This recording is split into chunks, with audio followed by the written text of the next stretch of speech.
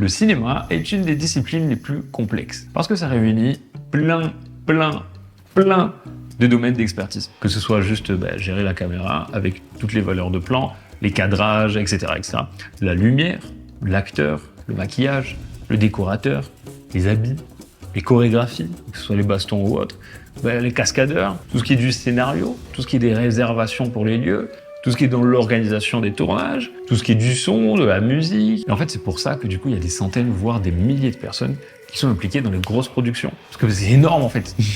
Mais du coup, quand tu débutes, t'es tout seul et t'es pas un expert dans tous ces domaines-là. Donc évidemment, ton premier court-métrage, il est pas... Évidemment, ça a été le cas aussi pour mon court-métrage. D'ailleurs, mon premier court-métrage s'appelle Vertical. Même s'il n'est pas dingo, je t'invite à aller le voir, comme ça tu sais de quoi je parle dans cette vidéo. Je t'ai mis le lien dans la description pour aller le voir. Et bon, voilà, n'hésite pas à lâcher un petit like et un follow, ça permet de soutenir la chaîne et ça permet de soutenir tout ce que je fais. Donc voilà, merci beaucoup. C'est pas grand-chose, c'est gratuit, mais ça fait toujours plaisir. Ça a été une expérience ultra enrichissante. J'en ai appris énormément sur tous les domaines que j'ai listés, caméra, lumière, son, etc., acting, tout ça. J'ai appris énormément. Donc je vais vous montrer pendant cette vidéo tout ce que j'ai appris autour de ce projet. Première chose que j'ai apprise, c'est qu'une bonne préparation est égale à un bon tournage. Et pour ce court-métrage, je me suis très mal préparé. Donc j'avais une idée en tête et j'avais juste le plan de fin en tête. J'avais même pas l'histoire, j'avais le thème. Je savais que ça allait parler du coup du fait que le contenu en vertical, c'est pas ouf, tu vois. C'est le brain rot, comme on appelle. Donc je suis parti qu'avec ça. Pas de scénario, pas de storyboard. Et ça a été du coup un enfer pour le tournage. Ça a été vraiment la plus grosse erreur que j'ai faite pour ce court-métrage, c'est de ne pas assez me préparer.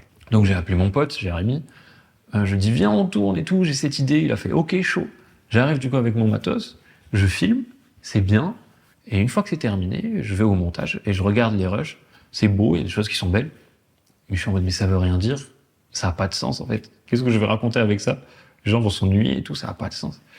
Et cette erreur-là a fait que j'ai mis plus d'1 an avant de sortir le projet, mais je reviendrai plus tard, j'expliquerai pourquoi est-ce que ça m'a pris autant de temps. Donc pour bien se préparer, il faut vraiment développer son scénario. Que tu saches exactement ce que tu vas raconter, ce qu'il va être dit et ce qu'il va être filmé durant tout le court-métrage. Bon, c'est bien aussi de faire du storyboard, donc c'est d'avoir vraiment le détail de tous les plans, à quoi ça va ressembler, l'énergie, le thème, etc. Les musiques, même si tu peux déjà prévoir les musiques, c'est très bien. Tu détailles tout ce que tu peux. Il faut également chercher tous les lieux dans lesquels tu vas filmer, il faut les écrire, etc. Donc ça, c'est toute une organisation, c'est assez complexe.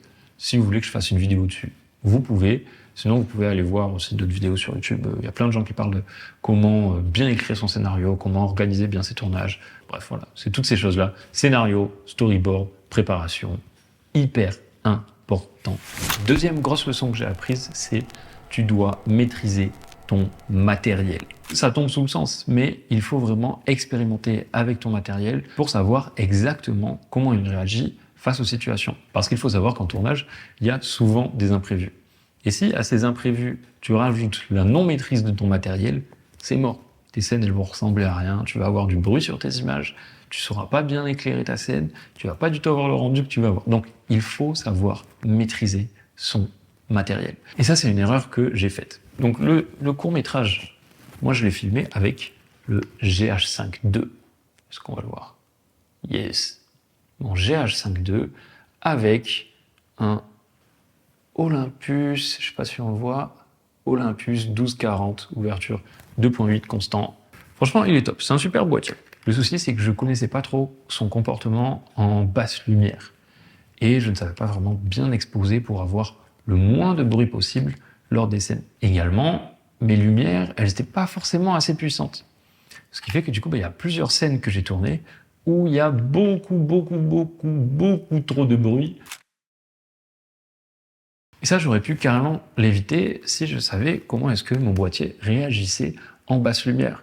Savoir si à 800 ISO, il supporte, s'il supporte aussi à 1600 ou à 3200, spoiler, il passe pas du tout. Donc voilà, très important de maîtriser totalement son matériel. Aujourd'hui, ça va, hein, je le maîtrise 100%, il n'y a pas de souci.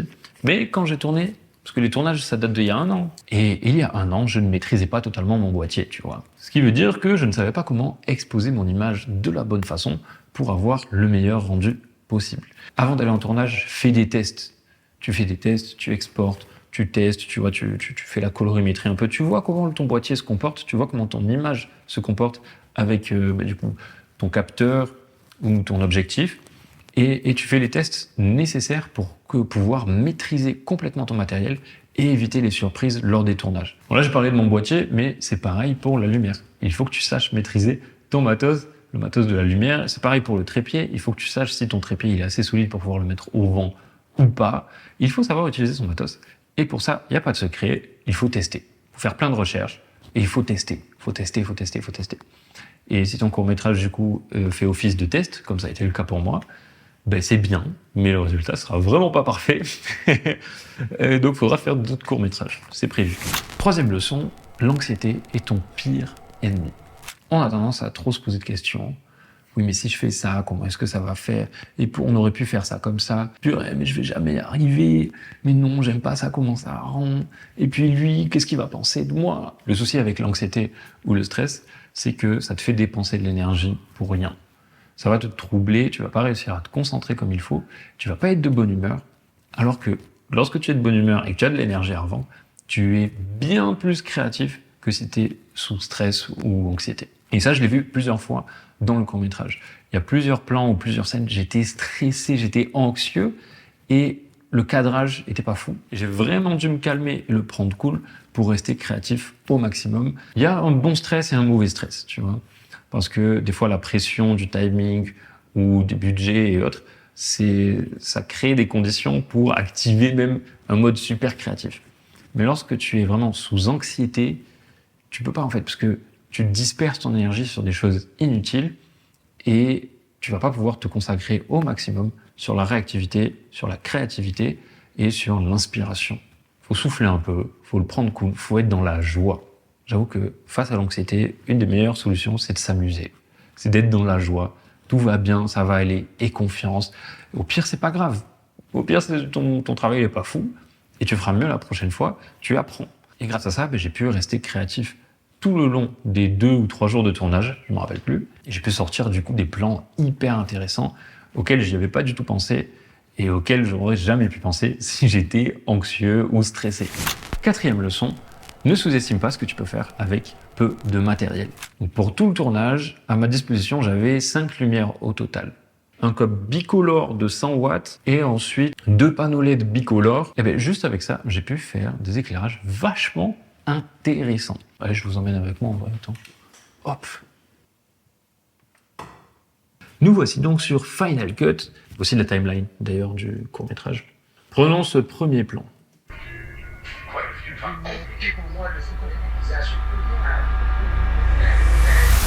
Top. Eh bien, en fait, ce premier plan, il faut savoir que ici, là, c'est pas la lune. Donc c'est juste mon cob bicolore de 100 watts devant lequel j'ai mis un gel bleu. Et ça, on dirait que c'est la lumière genre de la nuit, tu vois. Sauf que c'est pas du tout la lumière de la nuit. Donc ma lumière, je l'ai placée dehors, en fait, et au travers du volet, et ça fait ça. Et cette technique-là, je l'ai utilisée plusieurs fois au long du court-métrage. Ici, là, c'est pareil. Ça, c'est pas du tout la lumière du jour. C'est ma lumière que j'ai placée derrière la porte, là. C'est pour ça, d'ailleurs, que la porte était à moitié fermée, parce que sinon, on voyait toute l'installation. Enfin, installation. C'était du bricolage. J'ai placé ça derrière, en cachant avec des objets, ce qui a donné cet effet de lumière qui passe au travers des volets. Là, la lumière bleue, c'est complètement artificiel. C'est mon projecteur avec le gel bleu, comme on a vu au début. Et en cachet, j'ai utilisé la même technique, et voilà, ça a bien fonctionné. Et pareil, là à droite, ici, là, c'est éclairé avec un panneau LED bicolore, et ça fait très bien le taf. Hop. Bon là c'est trop bleu, mais voilà, pareil, du coup c'est lumière artificielle. Là par contre c'était la lumière du jour, naturelle. Je pouvais pas faire autrement comme on voyait le volet. Et puis en soi la lumière elle tombait bien, donc c'est tant mieux. Et voilà pareil, je voulais changer, je voulais avoir un plan large qui permettait d'avoir un peu tout. Bon, je vous ai beaucoup parlé de lumière naturelle, mais effectivement, la première lumière à utiliser quand tu es en petit budget, c'est le soleil, c'est la lumière naturelle. Et une fois que tu sais où te placer par rapport au soleil, par rapport à la source lumineuse, eh ben, tu peux ressortir avec une image mucho bien. petite pause, pense à t'abonner pour soutenir la chaîne, mets un petit like, mets un petit commentaire, ça permet vraiment d'être un soutien en soi pour cette première vidéo-là. Je reprends YouTube, ça faisait un bail. Et donc si t'aimes bien le contenu que je fais, faut partager, hein, tu connais.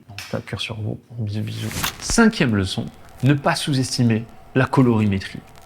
Et oui, parce que la colorimétrie, c'est vraiment ce qui fait passer ton image d'une image neutre à une image waouh, on dirait on est au cinéma. Non, c'est vraiment un truc de fou. Là, si je te montre du coup, même juste ça, sans colorimétrie, ça donne ça. Et avec la colorimétrie, bon, voilà. Donc c'est pareil, en court-métrage ou dans tes productions, si tu as une bonne colorimétrie, ça va changer totalement l'atmosphère de ton image. Et il faut vraiment pas sous-estimer ça. Dans les grands films, dans les grandes productions, c'est vraiment un boulot à part entière. Il y a des coloristes exprès pour le cinéma, mais pas que pour le cinéma en fait. Il y en a même pour les chaînes télé ou pour les lives, même s'il n'y a pas une créativité particulière dans la colorimétrie, ils sont obligés d'en faire pour que toutes les caméras et toutes les images se ressemblent et soient cohérentes. Allez, je vous montre quelques exemples de colorimétrie que j'ai fait là pour le court-métrage.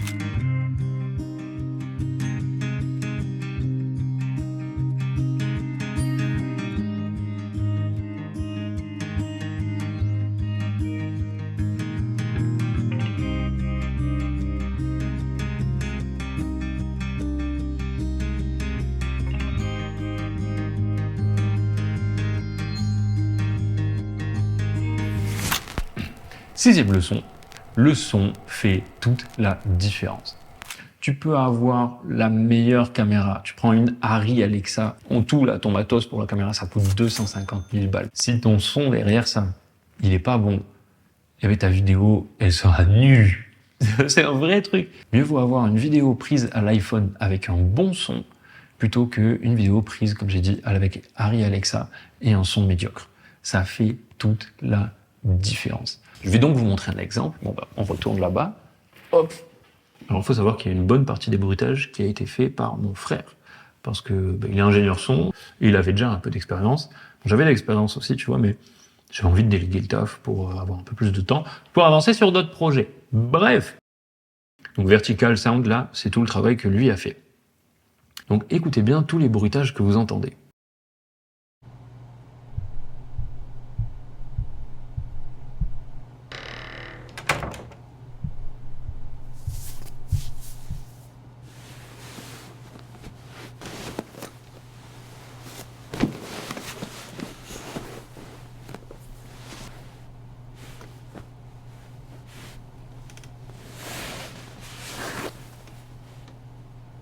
Sachez donc que tous les sons que vous avez entendus sont faux. Enfin, ils ont été rajoutés après. Je vous montre maintenant ces vidéos-là sans le travail de bruitage. J'avais quand même placé des micros pas très loin du lit pour avoir une base sur laquelle travailler. Voilà ce que ça donne.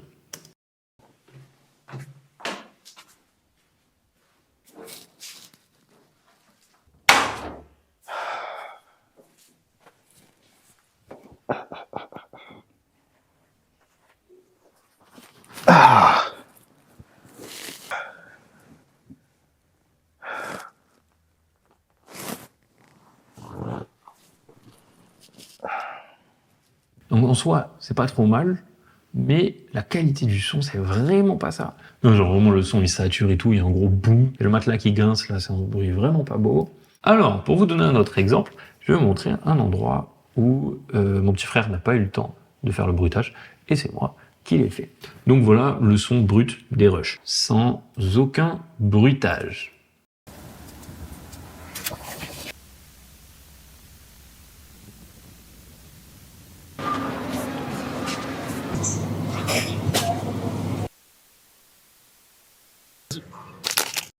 Ça manque de vie. Donc, on va rajouter de la vie. Donc, pour commencer, on va mettre des bruits d'ambiance. Je vais rajouter un bruit de ville en arrière-plan. Écoute bien.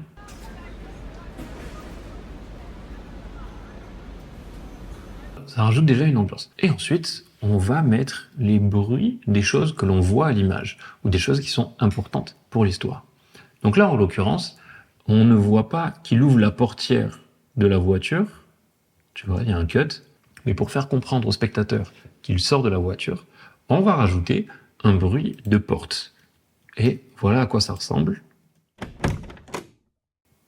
c'est vraiment le bruit d'une porte. Ensuite, j'ai rajouté un bruit qui se rapproche du bruit d'un son de récupération de téléphone.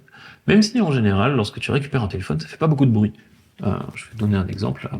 Regarde. Je le refais. Oui, récupérer un téléphone ne fait pas de bruit, mais il faut l'imager. Et comme on le voit à l'image, il faut pouvoir faire un bruit.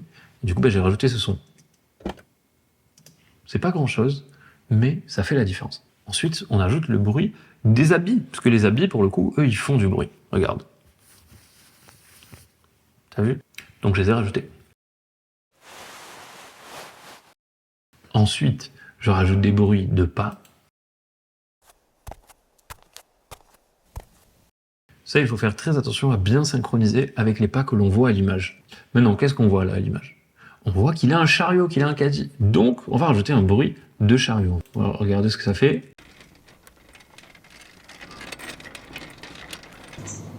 C'est léger, mais ça fait toute la différence. Donc, pour récapituler, on a le bruit de la ville, on a le bruit de la porte, le bruit de... on récupère le téléphone, le bruit des habits, le bruit des pas, et les bruits du chariot. Voilà ce que ça donne quand on met tout ensemble.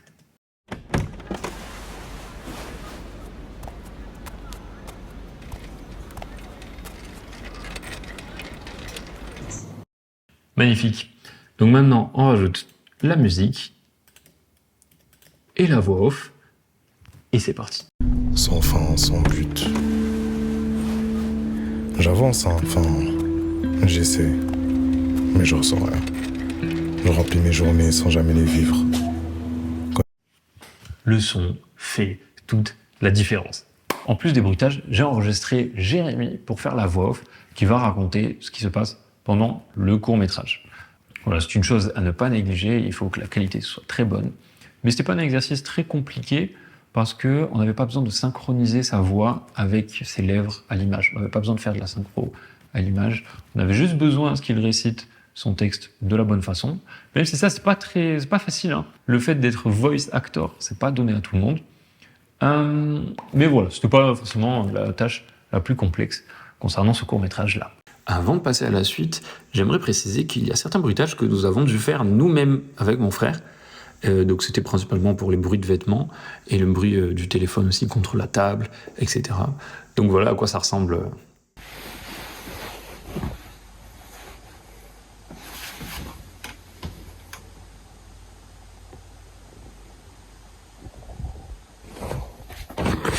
Let's go. La toute dernière leçon que j'ai apprise et qui pour moi est la plus précieuse, c'est va au bout des choses. Ce qui est surprenant avec les projets, c'est que tu peux avoir une ambition énorme. Tu peux avoir beaucoup travaillé même pour ce projet-là. Si ce projet ne sort pas, s'il ne prend pas vie, c'est comme s'il n'avait pas existé. Tu auras appris quelque chose, etc., mais tu ne pourras pas du tout bénéficier du fruit de ton travail. Et c'est hyper frustrant. Et le truc qui est étonnant, c'est qu'on a souvent des blocages pour aboutir ou pour finir ces projets-là. Parce qu'on a peur que la chose ne soit pas parfaite. On a peur d'être jugé par les autres. Mais il faut vraiment bannir cette peur-là. Si j'avais pas fini le court-métrage, vous n'aurez jamais su que j'avais tourné ces choses-là. Vous n'aurez jamais su que j'ai passé 3 jours à filmer ça, que j'ai passé des heures et des heures à faire de la colorimétrie, que j'ai passé des heures à faire du son, à enregistrer la voix. Et moi, j'ai failli faire l'erreur de ne pas sortir ce court-métrage. Parce que j'étais pas satisfait de l'image. Comme j'ai expliqué, j'ai eu des soucis donc, avec les ISO, etc. J'ai eu des soucis aussi avec la narration, parce que j'avais mal travaillé mon scénario, et enfin, j'avais pas du tout de scénario. Et quand je me suis retrouvé à l'étape du montage, ben, j'avais pas envie de finir, et j'avais comme peur de sortir ce projet-là qui n'est pas à la hauteur de ce que j'espérais. J'avais peur du regard des autres. Je sais même pas si c'est avoir peur du regard des autres, mais j'avais pas envie de le sortir en fait. J'étais pas bien, j'étais pas satisfait, j'étais pas fier. Alors que c'est un premier projet, c'est un bon projet malgré tout. Et du coup, je me suis chauffé, j'ai fait allez, faut que je le finisse. Donc au montage, je me suis dit on va rajouter une voix off. Comme ça va raconter une histoire, ça va le faire. Il y a des images qui sont vraiment pas mal, donc ce serait bête de les gâcher. Allez, je les mets, je fais comme ça, tac, tac. Je réorganise toute la narration, on enregistre les voix, on fait les bruitages, je finis la colorimétrie, c'est publié. Et sans cet effort-là, sans ce déclic-là, le court-métrage n'aurait jamais vu le jour. Et si ça se trouve, je n'aurais jamais eu la motivation de refaire un autre court-métrage. Or là, le projet est sorti et au final, j'ai que des bons retours par rapport à ce projet-là. Bon, en général, c'est pas des experts du milieu, mais malgré les erreurs techniques que j'ai faites, le projet est là, il est sorti et c'est une très bonne chose. Donc ça, c'est vraiment la leçon la plus précieuse et que tu peux appliquer directement. Si tu n'as pas fini un projet et que tu es passé directement à un autre, fais marche arrière, finis ce projet-là, sors-le et tu verras, les retours seront bons. Et tu verras, tu vas apprendre énormément par rapport à ça. Bon, après, si ton projet il est vraiment lamentable, ne le sors pas. Mais si tu hésites, sors-le. Il faut faire exister ce que tu as produit. Donc voilà, c'est les grandes leçons que j'ai pu sortir de cette expérience. C'était une très bonne expérience. J'espère que vous aimez bien le court-métrage. C'était ma première vidéo YouTube depuis 1 an, je crois. J'espère que la vidéo vous a plu. Si vous avez des questions, posez-les en commentaire. Je me ferai vraiment un plaisir de vous répondre. On se revoit bientôt pour peut-être d'autres courts-métrages ou d'autres vidéos. Qui sait? Parce que j'ai eu la phase là où je faisais de la musique. Là maintenant, je fais des films, on va dire. Et donc, ça va prendre vraiment une toute autre tournure. Mais restez branchés, il y a du gros à venir. Et voilà, God bless.